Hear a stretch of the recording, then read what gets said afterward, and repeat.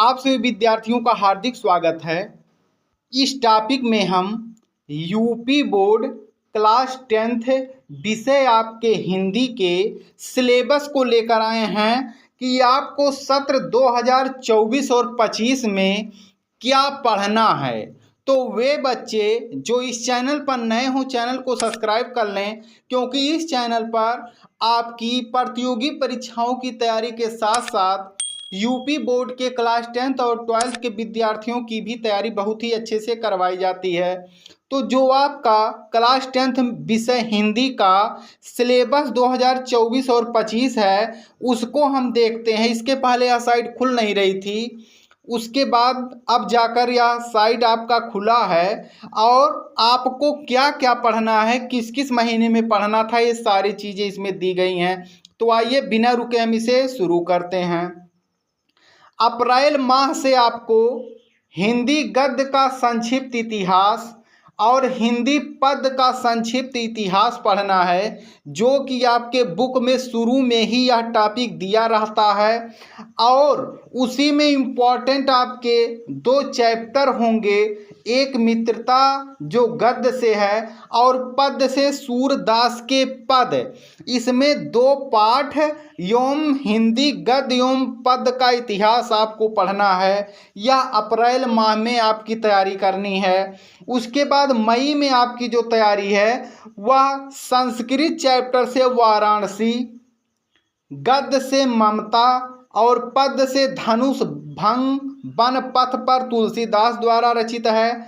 और क्या लिखूं पद्मलाल पुन्नालाल बख्शी द्वारा लिखित है। और इसी में आपका मासिक पाठ्यक्रम के अनुसार बहुविकल्पीय प्रश्नों के आधार पर टेस्ट भी होगा। इसमें कुल आपको 5 चैप्टर पढ़ना है मई माह में। आप लोग जानते हैं कि जून जो महीना आपका होता है इसमें ग्रीष्मावकाश हो जाता है, गर्मियों की छुट्टी। उसके बाद जुलाई माह में आपका सवैया और कवित जो कि रसखान जी ने लिखा है और भक्ति ने बिहारी लाल द्वारा, और संस्कृत से अन्योक्ति विलासा वीरा वीरेण पूज्यते प्रबुद्धो ग्रामीणा। और हिंदी व्याकरण को पढ़ना है, शब्द रचना के तत्व, उपसर्ग और पर्यायवाची को। इसमें कुल 7 पाठ इसमें कुल दिए गए हैं और हिंदी व्याकरण है। और इसमें जो आपके लॉन्ग क्वेश्चन है इन सबकी तैयारी भी बहुत ही अच्छे से हम लोगों को करनी है। उसके बाद आपका आता है अगस्त महीने में क्या आपको पढ़ना है। सुमित्रानंदन पंत द्वारा रचित चींटी और चंद्रलोक में प्रथम बार, और संस्कृत में देशभक्ता चंद्रशेखरा केन किम वर्धते और खंड काव्य से आपको पढ़ना है। और महादेवी वर्मा द्वारा रचित हिमालय से वर्षा सुंदरी के प्रति, यह आपकी तैयारी अगस्त में करनी है। तो यदि आप अभी तक इन सब की तैयारी नहीं कर पा रहे हैं तो आप स्टेप बाय स्टेप इन सब की तैयारी कर लें। उसके बाद सितंबर माह में आपको क्या पढ़ना है।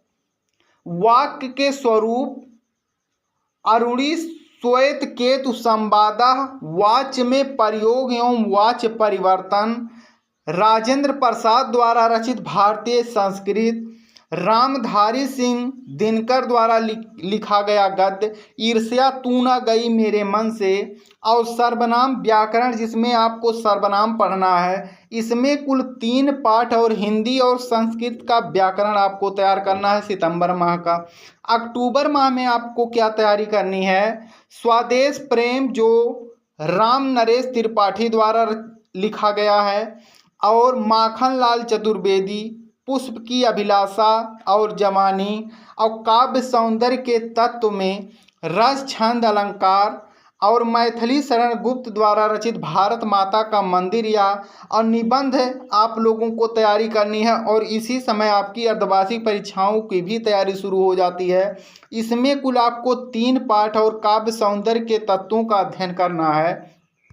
उसके बाद आता है आपका नवंबर माह में झांसी की रानी की समाधि सुभद्रा कुमारी चौहान, हिंदी व्याकरण रचना शब्द भगवत शरण उपाध्याय का अजंता, और जयप्रकाश भारती का पानी में चंदा और चांद पर आदमी, केदारनाथ सिंह का नदी। उसके बाद इसी में आप पत्र लेखन भी अपना तैयार कर लेंगे और जितने भी बहुविकल्पीय प्रश्न है उसकी तैयारी कर लेंगे। इसमें कुल आपको 4 पाठ और हिंदी व्याकरण और पत्र लेखन को तैयार करना है।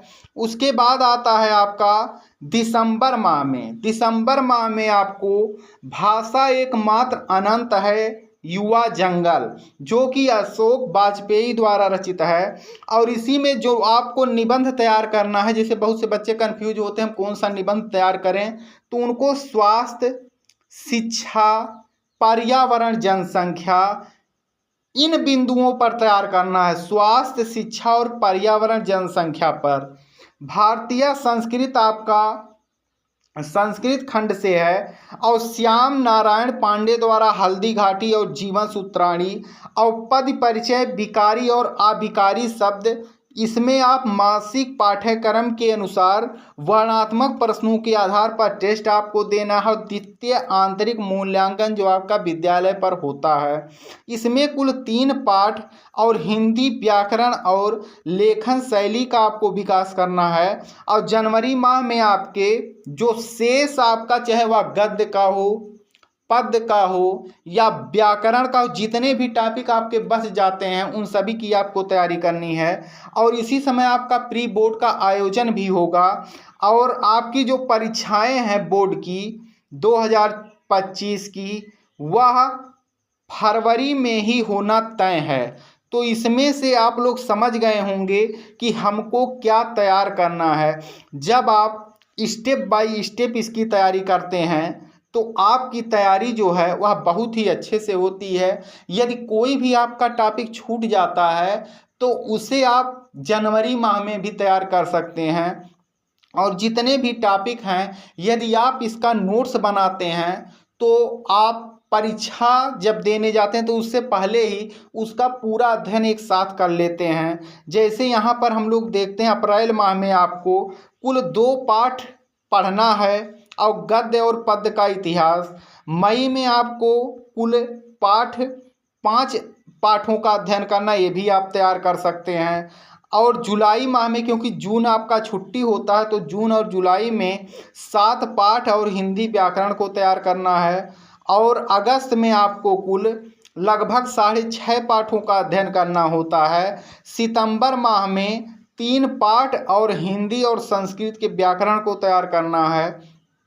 अक्टूबर माह में आपको 3 पाठ और काव्य सौंदर्य की विशेषताएं तैयार करनी है।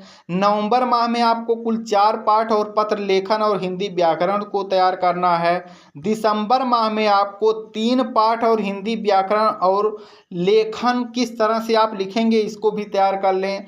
जनवरी माह से आपका प्रैक्टिकल शुरू हो जाता है, विद्यालय में प्री बोर्ड का आयोजन भी होता है और फरवरी महीने में आपका बोर्ड एग्जाम होता है। तो इन सबको आप लोग जितने भी चैप्टर दिए गए हैं, कौन कौन से टॉपिक पढ़ना है, ये जिधर आपका पाठ्यक्रम लिखा है ये सभी इसके नीचे जितने भी पाठ्यक्रम है यही आपको पाठ पढ़ने हैं। तो आप सभी विद्यार्थियों का वीडियो देखने के लिए धन्यवाद।